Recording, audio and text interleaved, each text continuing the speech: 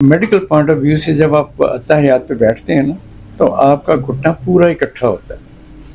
और दिन में 5 दफ़ा अगर आप नमाज पढ़ते हैं, ये 5 दफ़ा ना भी पढ़ें, मगर जितनी दफ़ा आप सजदा करते हैं और यहाँ अत्तहियात पे बैठते हैं, आपका घुटना पूरा बेंड करता है और इसकी वजह से आपका जोड़ नरम रहता है, सपल रहता है और उसकी हरकत जो है ना, जोड़ की जो रेंज ऑफ मोशन जिसे कहते हैं, वो पूरी रहती है। इसलिए मैं हमेशा लोगों को यही कहता हूँ कि आप नमाज़ पढ़ें, नीचे बैठ के पढ़ें, ज़मीन के ऊपर अत्तहियात पे बैठें, ताकि एक आपकी नमाज की नमाज, वर्जिश की वर्जिश।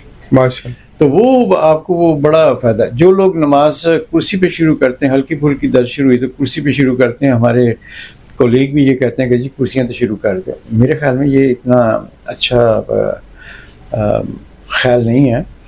आप ज़मीन पे अत्तहियात पे बैठें तो आपका जो है ना, जोड़ नरम रहेगा और पूरी हरकत होगी जोड़ की।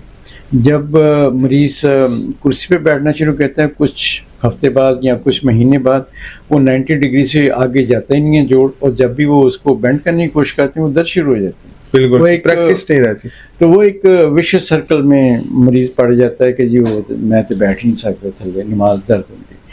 वो होता ये है कि ये आप जब वो कुर्सी पे बैठना शुरू करते हैं, फिर वो कुर्सी जो गए रह जाते हैं। बिल्कुल समझ गया। फिर वो 90 डिग्री से आगे वो इकट्ठा नहीं होता, जब वो करते हैं तो दर्द होती है।